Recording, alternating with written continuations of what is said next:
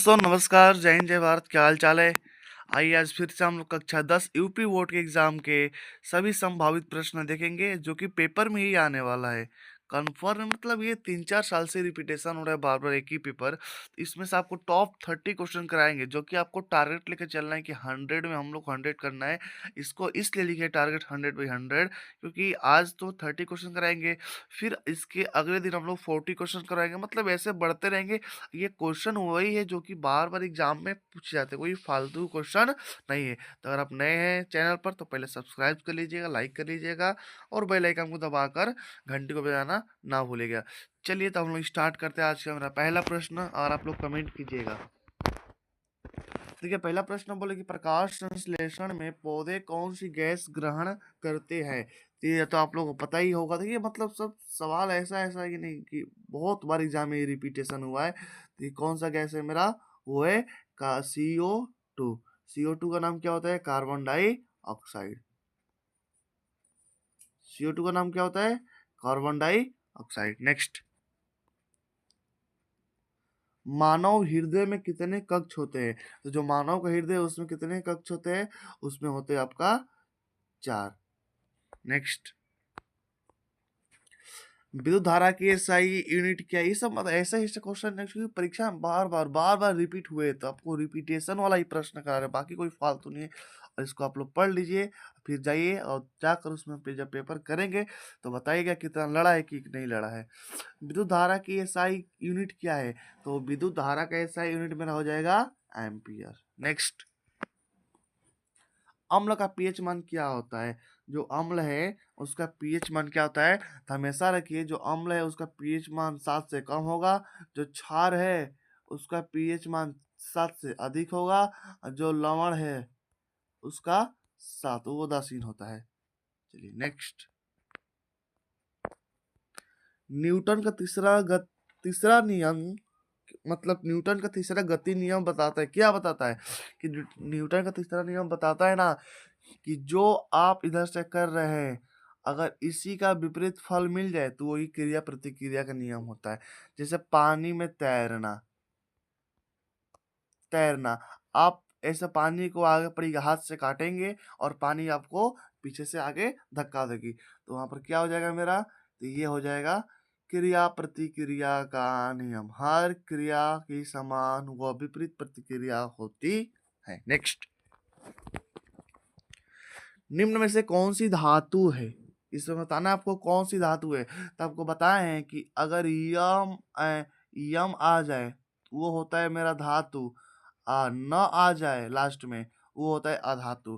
Carbon अधातु, sulphur नहीं आ रहा है, यम नहीं आ रहा था, इस छोड़ दीजिए। ऑक्सीजन ये भी नहीं होगा, तो मेरा बचा क्या? तो मेरा बच गया लोहा। लोहा को हम लोग एक और नाम से बोलते हैं, इसको बोलते हैं हम लोग फेरम। क्या बोलते हैं?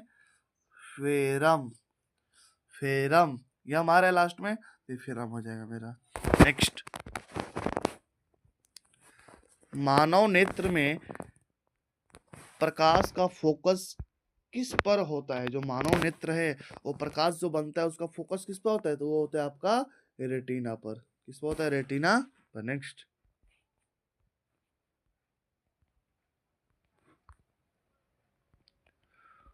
ओजोन परत हमें किससे बचाती है? तो ओजोन परत आपको पराबैंगनी किरणों से बचाती है। नेक्स्ट, विद्युत बल्ब का जो फिलामेंट होता है वो किससे बनता है? तो वो बनता है आप लोग का टंगस्टन से। नेक्स्ट, ये 100%, इसको आप लोग नोट करके स्क्रीनशॉट लेकर रख लेना। ये 100% लगातार 3 साल से पूछा जा रहा है। अगर नहीं पूछा जा रहा है आप लोग नोट करके रख लीजिएगा, पेपर मिलाइएगा। नहीं मिलेगा तो फिर आकर कमेंट में आप लोग जो कहिएगा वो मंजूर है। 100% पूछा जाता है। डीएनए होता है, एक और ले लीजिए, याद कर लीजिएगा, आरएनए होता है। ये बहुत बार पूछा जाता है। तो आइए इसका हम लोग देखते हैं डीएनए का पूरा नाम क्या है। तो डीएनए का हम लोग नाम पता है क्या होता है? डी ऑक्सी राइबो न्यूक्लिक अम्ल। डी ऑक्सी राइबो न्यूक्लिक अम्ल, इसको भूलिएगा मत। नेक्स्ट, ध्वनि तरंगे किस माध्यम में नहीं चलती है?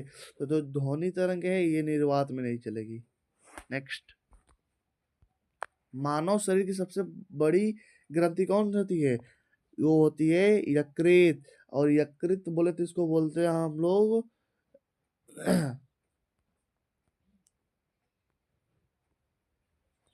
ये मेरा होती है यकृत। यकृत बोलते इसको बोलते हैं हम लोग लीवर। यकृत दे या फिर आपको लीवर दे, दोनों में से दोनों सही है। और ये देखिए,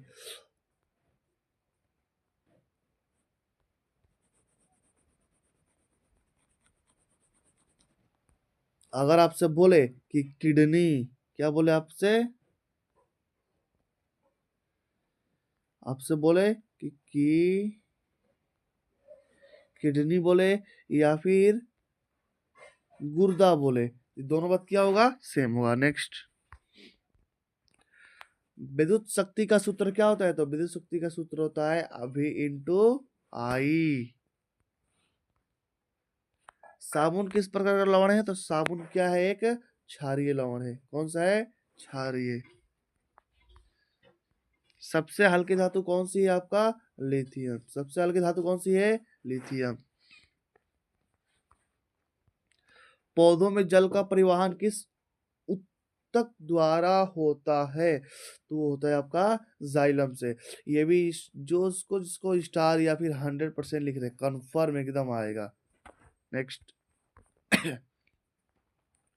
विद्युत प्रतिरोध की एसआई यूनिट क्या होती है? कोई भी प्रतिरोध कोई भी हो उसका होगा आपका ओम। निम्न में से कौन सा नवीकरणीय संसाधन है? वो होता है आपका सौर ऊर्जा। मानव रक्त का लाल, जो मानव का रक्त है वो लाल रंग किसके होता है? ये आप लोग तो पढ़े हैं, हीमोग्लोबिन के कारण। ये भी कितने बार परीक्षा में आया है। नेक्स्ट, रासायनिक अभिक्रिया में पदार्थ का द्रव्यमान क्या होता है? तो पदार्थ का द्रव्यमान ये बिल्कुल ही समान रहता है। अब तो बोलेंगे कि सब पर 100% लिख रहे हैं, सब आएगा ही क्या?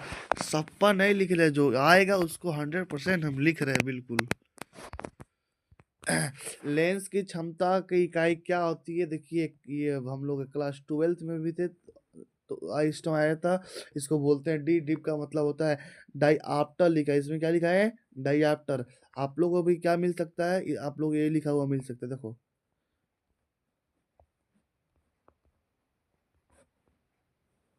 डायोप्टर। तो डायोप्टर डायोप्टर में आप लोग कंफ्यूज मत होइएगा, चुपचाप टिक मार दीजिएगा।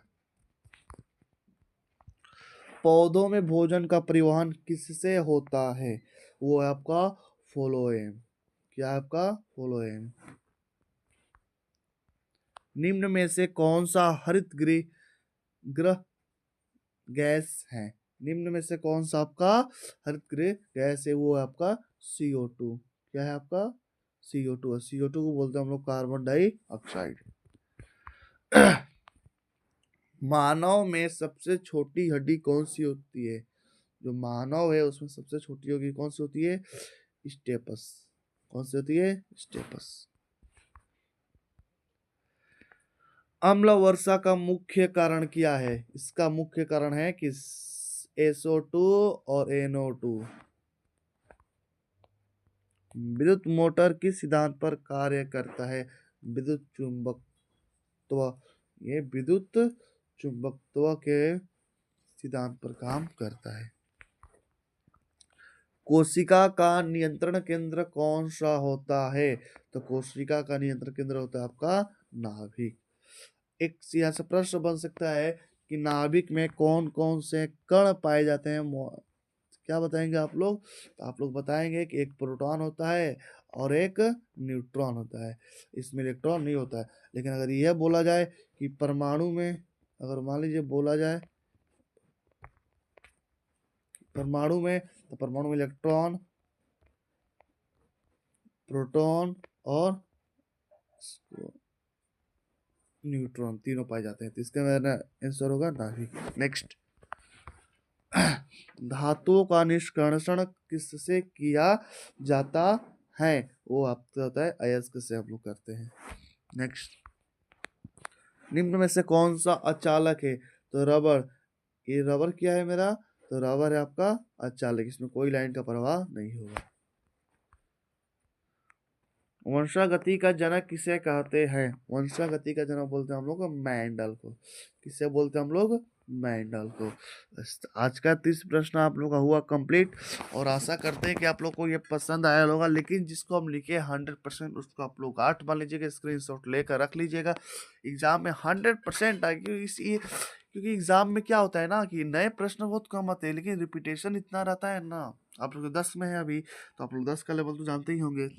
तो आप लोग कमेंट करके बताइएगा वीडियो कैसा लगा कैसा नहीं, और आगे किस टॉपिक पर वीडियो चाहिए आप लोग को बताइएगा, उसी माध्यम से हम वीडियो बनाएंगे। तब तक के लिए धन्यवाद। जय हिंद, जय भारत।